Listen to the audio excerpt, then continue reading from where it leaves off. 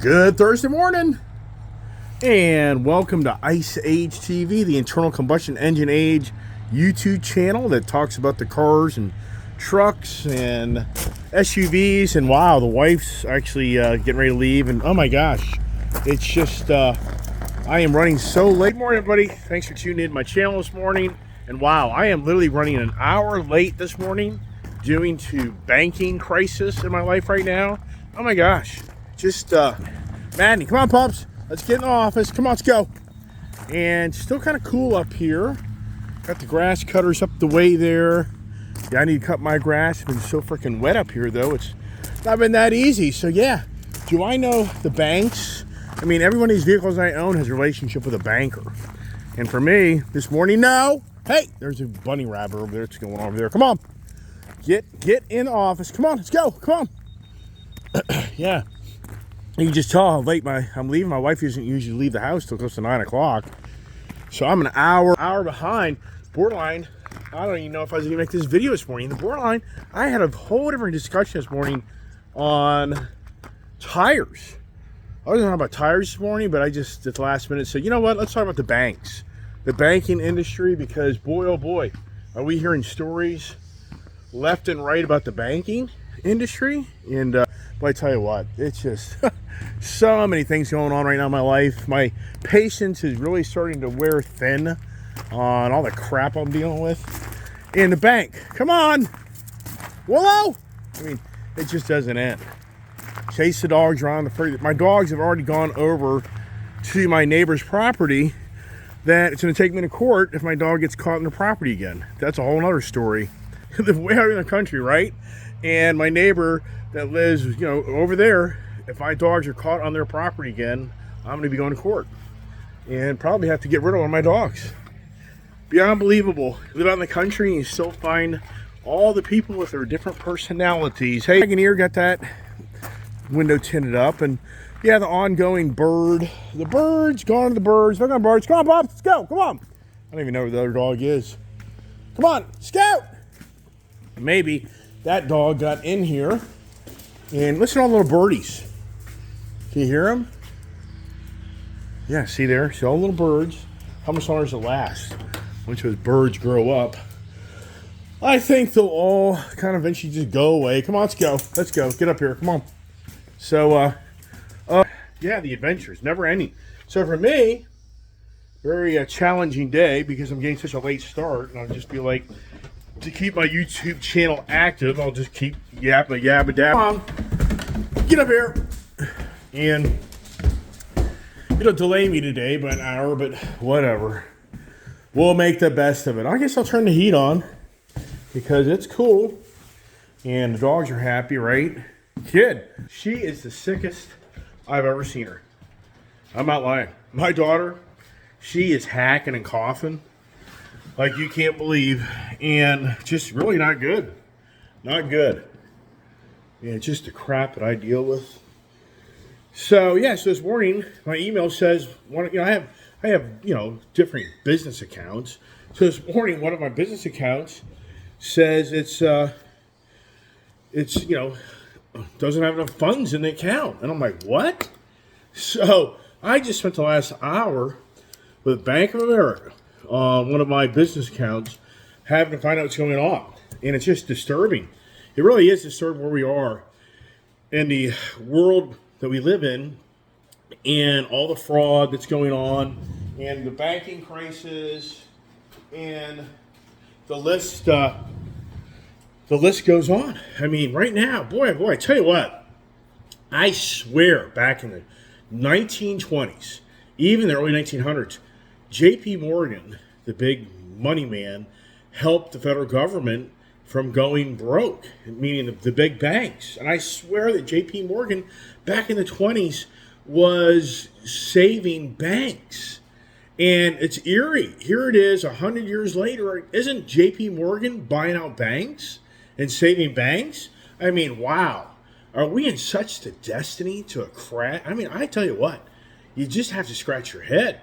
When does the day come when the reality sets in that there's no money? I mean, no money. and you're just hearing story after story. You don't know what to believe. These articles present a picture that the car loans are going sour, left and right, but at the same time, it's a very low number. It is not that high a number. What I'm seeing is the typical car loan repossession, car defaults is like 1.6%. Now it's like 2 point something percent. It isn't like 10% or 5%. So it's still a very, very small number. So but you hear the stories, the YouTubers out there left and right. So just continue to, talk about how the crash is here and it's happening. I guess the numbers go to 10% here in the near future as the reality sets in. As the money, the jackpot money runs out. So anyways, for me personally, I have customers out there, and there's a lot more dynamics to the business that you understand or I'm going to talk about. But here's the thing: there's a person that I don't know. I mean, all I know is in today's world, you can make electronic deposits with your phone, and you can take a picture of a check, and you can write in the amount of money that the check is and make the deposit. Well, this morning, my accounts are overdrawn. My one primary account that I use for a lot of my business is overdrawn because somebody paid them 5 times the amount of money that they were supposed to be paid. So now I just spent an hour on the phone with Bank of America, and so they're definitely going to show on how the actual picture of the check is 5 times less the amount of money than the person took out of my account. But get this, it can be 3 to 5 business days. 3 to 5 business days for them to resolve that problem. So right now, I have the next 3 to 5 business days where I'm the guy that's got to put 5 times back in the money that this person took out of my account. Which, okay, how does that work?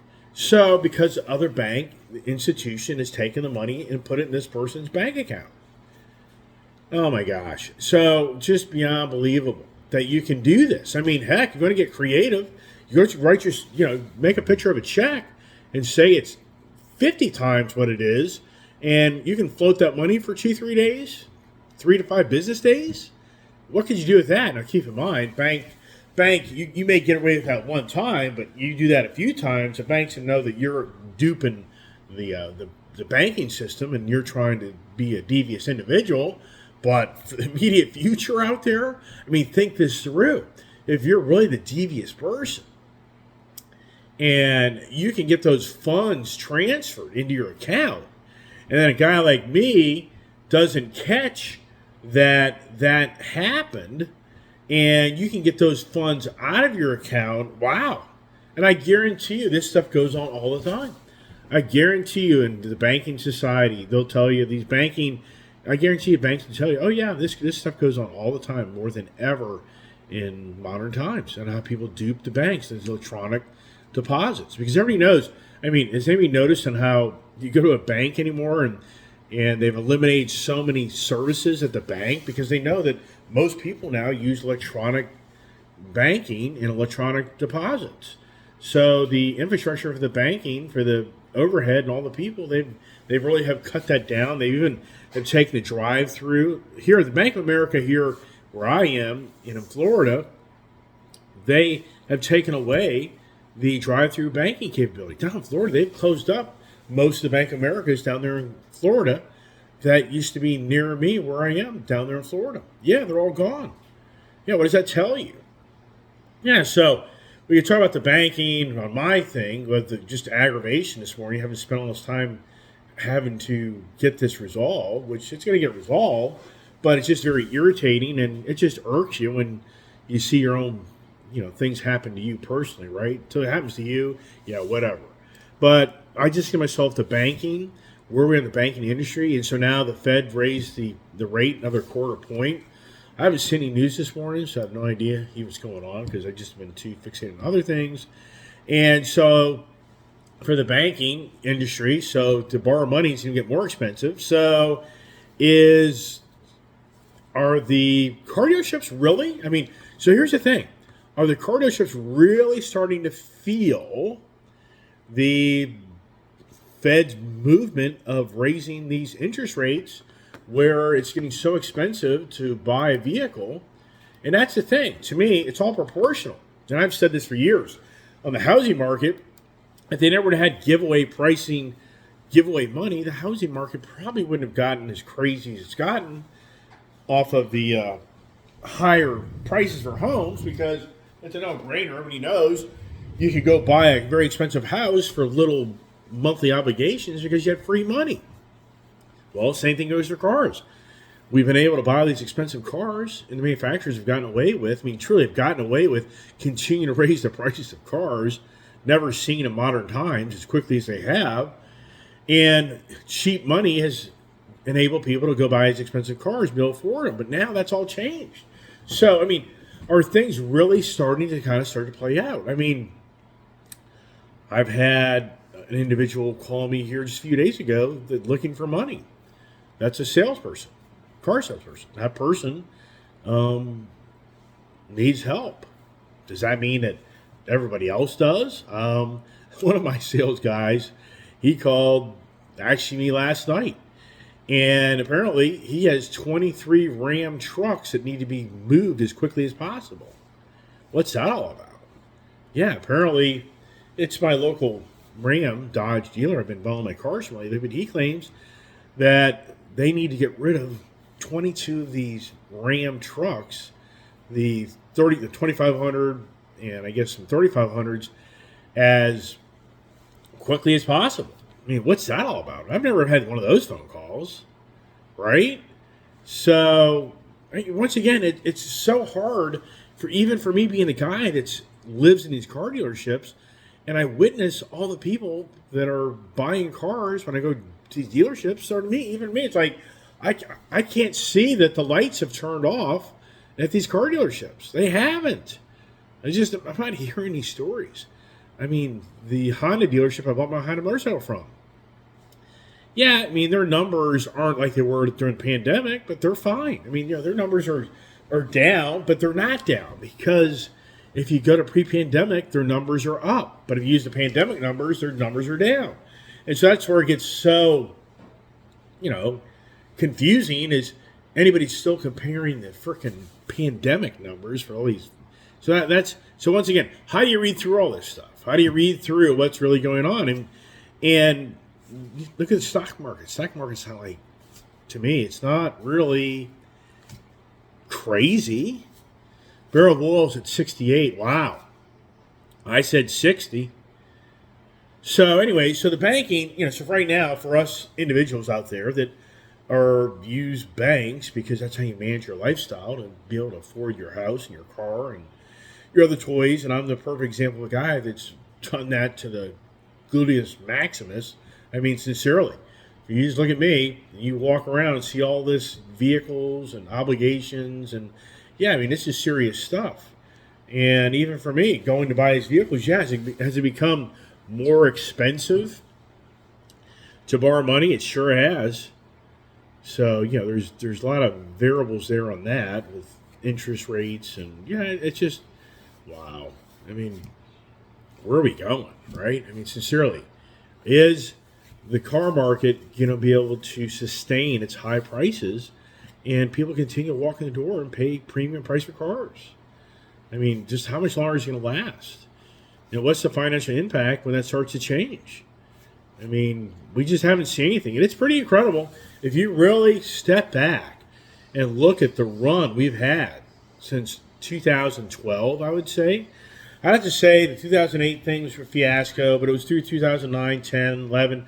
But you have to say right now, we've had a good 10-year run in the automotive industry, in the housing industry, in the motorcycle industry, the boat industry, the RV. It's incredible. We've had a decade of incredible success in all those industries.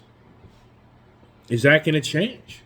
And that's something that yesterday I thought to myself was, are we at the curve?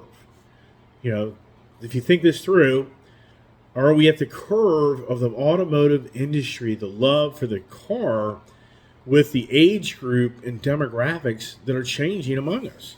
Meaning that for me, my generation, and people younger than me, it's all about these cars. And people older than me, it's the fixation on these ICE vehicles and motorcycles and boats. It's all about that ICE engine. But are we getting ready to witness a curve of the younger generation just isn't into this stuff? I mean, is the kid that's in high school right now that's going to evolve into beginning, into his own world and live his own life? Is he going to be the car addict like I'm the car addict? Is he going to be the motorcycle addict? I mean, is the younger generation going to step back and just say, we don't look at these material things like you look at them to get satisfaction out of life? And so if you think it through, is the automotive industry and other, aspects of the wheels, mobility, is that industry getting ready to see a curve where the 20-year-olds and our age group aren't going to really be into this addiction to these vehicles and don't want the debts and obligations to own these things? And they're going to be more about they just use them when they need them, and that's all they want. And they don't need them sitting in their house. I mean, I really think that's where it's going. I truly believe that we're being blindsided, that the big auto guys are just going heck bent on all these electric vehicles and everything.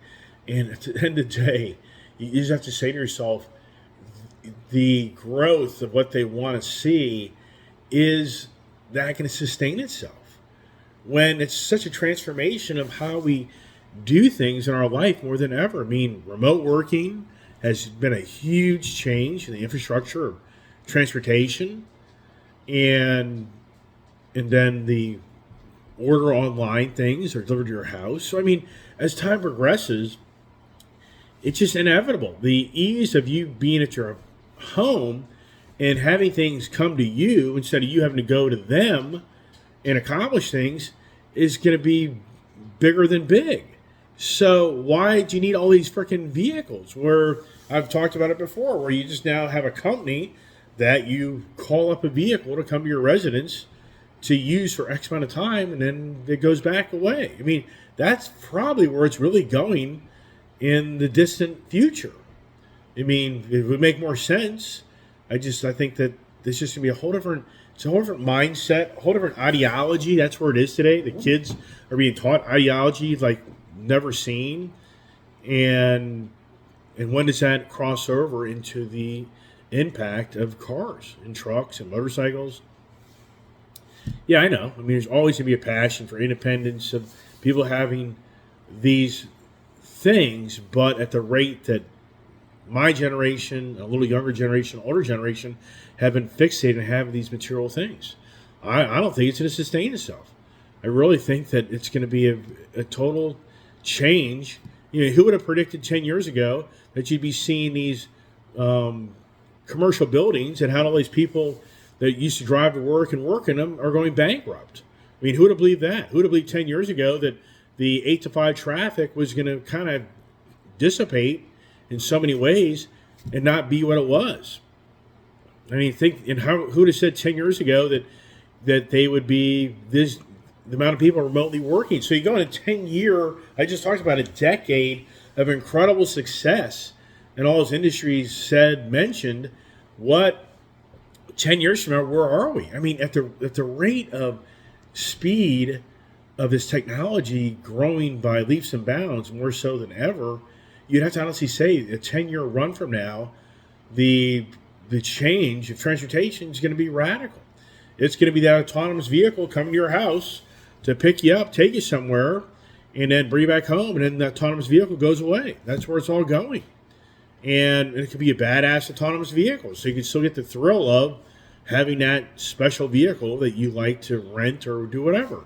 I mean, I just think that type of, and the remote working infrastructure of the developments where you have all the shopping needs right there at your disposal. I mean, that's been going on for years. But I mean, I just think in so many ways that the change in the curve the curve is upon us, I think, more than many want to step back and realize. And that the big auto guys, in so many ways, are they just blindsided about where it's really all going eventually?